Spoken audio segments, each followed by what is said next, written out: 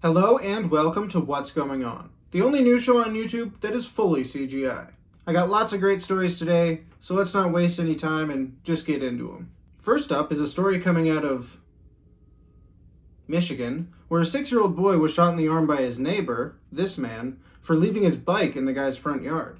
Not only that, before actually shooting the kid, the neighbor tried to hit him with a sledgehammer, but the kid dodged it. But why am I explaining this to you? Really, the best person to explain it is the kid himself. So take it away, Kobe. He tried to hit me with a sledgehammer, but that's not gonna work because I'm too fast. So then what did he do? Got a gun.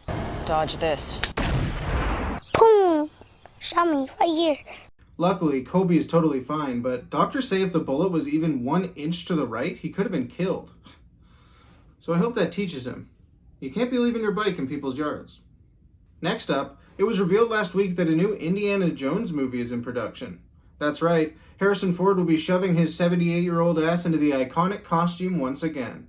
Now, ever since the production of the movie was discovered, people have been snapping sneaky pictures of the set and leaking them online, which has given us some details about the movie, like the fact that Harrison Ford will be digitally de-aged, who the villain is, and even the fact that the Nazis are returning.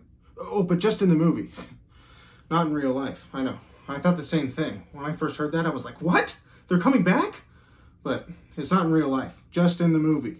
So, whew. Now for our next story, another entertainment-related one, this time about the TV show Velma. For those who don't know, Velma is a new show coming out made by Mindy Kaling. It's about the Scooby-Doo character Velma, but don't get it twisted. This is not a Scooby-Doo show. Because as Mindy Kaling announced last week, the show will not feature the Mystery Machine, and Scooby-Doo himself won't even be in it. Well, that's just not right. A Scooby-Doo show with no Scooby-Doo? Well, what's next? The new Mission Impossible doesn't have any impossible missions? That wouldn't be good. Moving on to our next story, it looks like actor Armie Hammer had a bit of a rough week because he checked himself into a rehab facility. While it's unclear exactly what he's going through, it must be pretty serious because he checked himself in for alcohol, sex, and drug problems. Wow, he really went in there and went, I'll have one of everything. Another interesting story that happened last week is this one. A Mississippi high school agreed to make 2 white students co-winners of top honors after their parents complained about the awarding of prizes to black pupils. That's right, 2 black students won the awards originally, but after a recount, 2 white students were named the winners. Now, there is a perfectly harmless explanation for this in the article, but it's kind of boring. So let's do like most smart people do, and just read the headlines. Now, I don't agree with what the white parents did here, but I do kind of like it. I mean, white people complaining about a lack of representation at an award show? It's a fresh twist on a classic formula. But it's also not much to talk about.